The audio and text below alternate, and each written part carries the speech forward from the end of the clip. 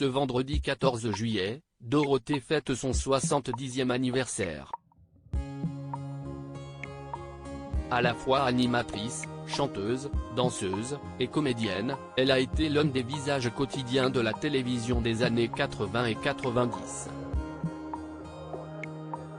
Désormais plus discrète, elle a tout de même fait quelques apparitions au cinéma, notamment en 2018 dans Nicky Larson et le parfum de Cupidon, film réalisé par Philippe Lachaud dans lequel elle jouait le rôle d'une hôtesse aéroportuaire.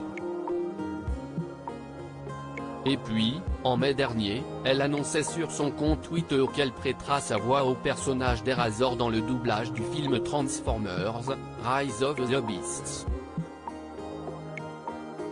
Si aujourd'hui Dorothée a raccroché son rôle d'animatrice télé, elle reste celle qui a diverti les enfants par des émissions originales et d'un nouveau genre.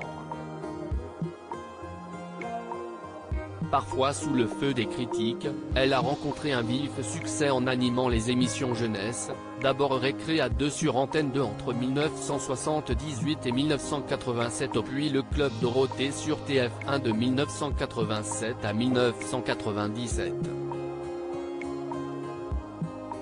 Frédéric Osquédé, de son vrai nom, est repéré par Jacqueline Joubert lors d'un concours de théâtre amateur en 1971. 2 ans plus tard, Jacqueline Joubert, alors directrice de l'unité jeunesse de l'ORTIEF, lui fait faire ses débuts à la télévision. Dorothée sera ensuite speakerine sur France 2 avant de se spécialiser dans les programmes pour enfants.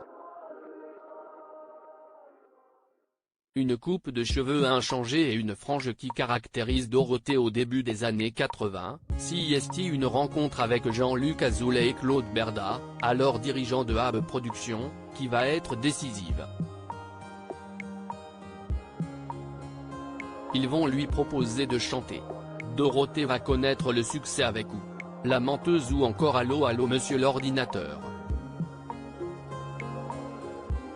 La consécration arrivera à partir de 1987 avec l'arrivée sur TF1 et la création du Club Dorothée.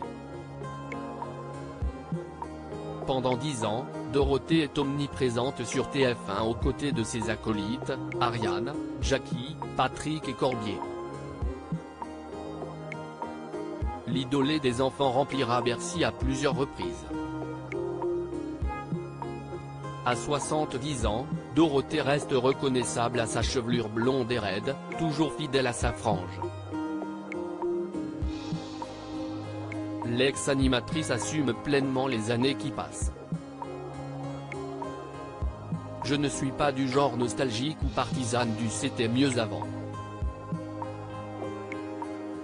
Le tout est de vivre le moment présent, de manière intelligente et d'en profiter. Le reste, on s'en fiche, avait déclaré dans Télé 7 jours en mai dernier.